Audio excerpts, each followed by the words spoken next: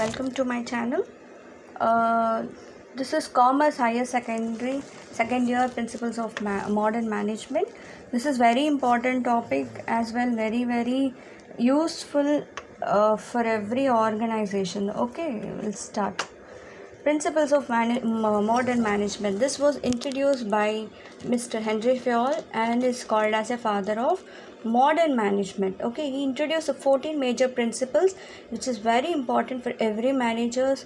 Every management have to follow this for the success of the organization, and this is very important question. Mr. Henry Fayol. Okay, Henry Fayol was is a French management theorist, and he introduced the scientific organization of labor. The main, like last chapter we have studied how the planning, organizing, directing, controlling all done. So he was the one who identified these are main functions of management. Okay, and these are 14 principles of management we'll be studying individually. Okay, this is also called scientific principles of management or Fayol's principles of management, anything same. Okay, first one we'll call it as division of work. So if in an organization, every work, the whole work cannot be dumped into one person or one sector. Okay, you should divide the work in a smaller task so that the work can be easily completed, and the person, and it has to be given to the person based on his skill. Okay, if a person is skilled person, you have to give the specific work. Okay, you can't dump everything on a one division of one division of labors and all. So it has to be divided into smaller tasks so that the work can be easily done, and it is helps to increase the productivity and efficiency of our labor. Okay, this is called division of work. Division of work is nothing but, even in other term we'll call it as a specialization. Okay, specialization is also called as division of work. This is the first one he said. Authority and responsibility. Obviously, if you don't have an authority and responsibility, the subordinate will not work. Okay, so authority, the right, like he have right to give, the higher authority have right to give the work to the middle level authority, and middle level authority should give to the subordinates. Okay, that is 3-level management. So each and every person has a certain authority and certain responsibilities. So next one, discipline. So obviously you should have a good obedient and respect to others. Okay, based on the authorities, and each and every person, if it is discipline, obviously we are going to get, it will be smooth, it will be the organization will run smoothly. That is called as discipline. And fourth one, unity of command. Obviously unity of command is nothing but the one person, whatever the work is being given by the superior, it has to be listened by the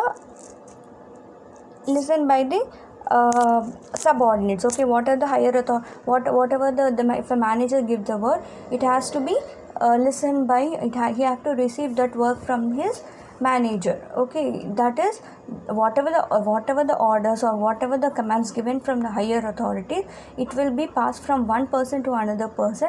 He is accountable for that, and he have to receive those commands and orders from his superior. Okay, and like if this happens, right, there will be no confusion. Like suppose for example, and higher authority cannot give a work to the lower level of management, right? He will be giving the work to whom? To the managers. So what happened then? Managers is going to give to the subordinates. So this is how there will be a no confusion if there is a unity of command. And fifth one, unity of direction. Obviously there should be some direction, there should be some control. One management manager, under one manager there will be some subordinates who is controlling. For the manager, he is some other higher authorities will be there for him. Okay, manager. So manager is responsible to control his subordinates in planning his actions. That is called unity of direction. He should direct his subordinates. Subordination of individual interests of mutual interest. So what happened here? The main thing is like the management should put all the personal consideration you should not consider. Like the main thing is you have to concentrate only on the organization, goals of an organization. You should not think from the personal interest. Like you should not feel partial and all with the subordinates. Okay, the main goal is to achieve his the main objective of the organization is to achieve its goal. That is only the main thing under this. Remuneration. So obviously remuneration is nothing but salary.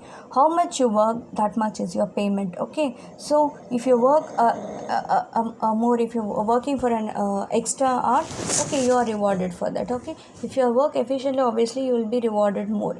So this will motivate the employees. So obviously workers will work for what? They'll work for the remuneration or salary. Okay, so this based on how you work. So okay, remuneration has to be paid properly so that it will motivate the employees. Next, degree of centralization. What is degree of centralization? The higher authority have all the rights to give the powers. Okay, then later on it will moves on from one, the work has to be moves on from middle level as well next to the lower level of management. Okay, and next one, line of authority and scalar chain. Scalar chain means like it goes on like from the superior from the top management to the lower management. So it goes on like a scalar, like a chain, like authority. First top level management, like middle level management, like lower level management. This is nothing but line of authority. It has to goes like that. Order. So here what happened, like social order, like the main thing, social orders in sense like how you are producing, what you are producing, how you are giving a service, this all for the public, right? So this has to be done in a safety and efficiently workplace, whatever the orders you are taking, it has to be done in a safely and efficiently work, and whatever the orders is like accepted, whichever the rules given by the higher authority, it has to be obeyed by the next level management, like middle level management and lower level management. Okay, equity. Here this is very important. Every employee has to be kindly and treated. Okay, they should not treated harshly, or should not treat them misbehave or anything. Okay, should treat every employee as equally and no partial. Okay, so they should give equal attention to all the employees. Next, stability of tenure of personnel. So here what happened, here every person have to work efficiently. No person should say I'm not interested, I'm going. No, I'm like you continuously getting employing the person, or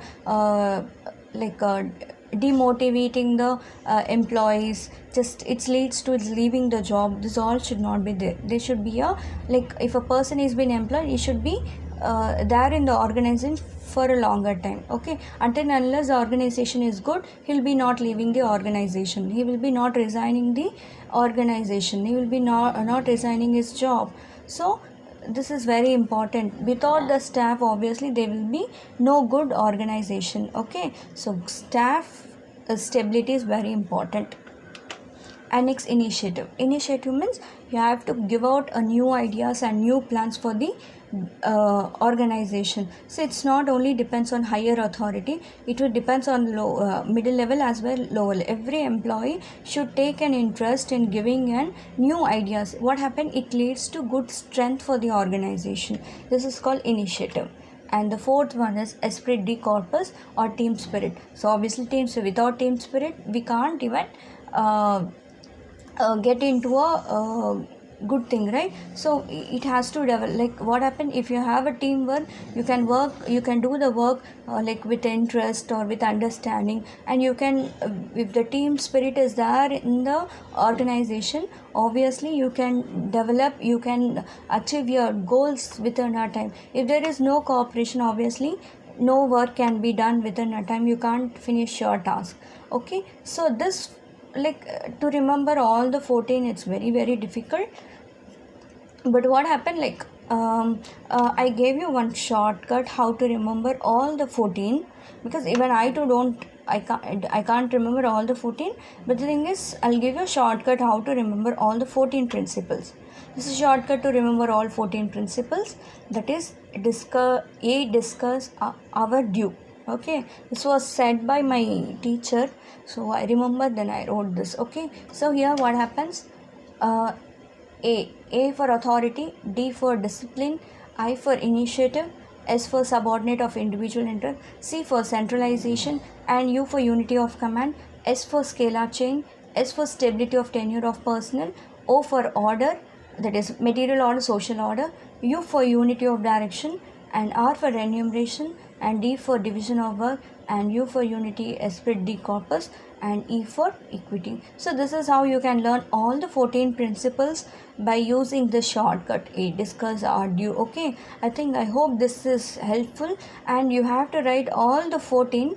Like, it's not necessary that you have to write linely. So based on this, you can write all the four. The main thing is you have to write all the 14 principles. The remembering of 14 principles is important. Okay, so just for a glance, I'll say you authority and responsibility. You should have an authority as well as responsibility. Each level of management will have authority as well responsibility. Discipline, obviously, if he doesn't have a discipline, the organization is complete. Initiative should give certain ideas. Subordination of interest to group interest. So obviously individual interest, like each and every person is important. Centralization, all the commands will be given from the higher authority. Unity of command, so obviously same from higher authority to the lower authorities. Scalar chain was developed by Gangplank. Okay, even this also you're going to get in your exam.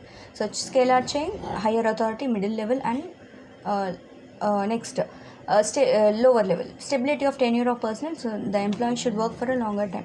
Orders, what are the orders you are going to do? Material orders, so should ensure that safety. Unity of direction, so whatever directions given by the superior, it has to be followed by the subordinate. Remuneration, obviously without remuneration you can't work.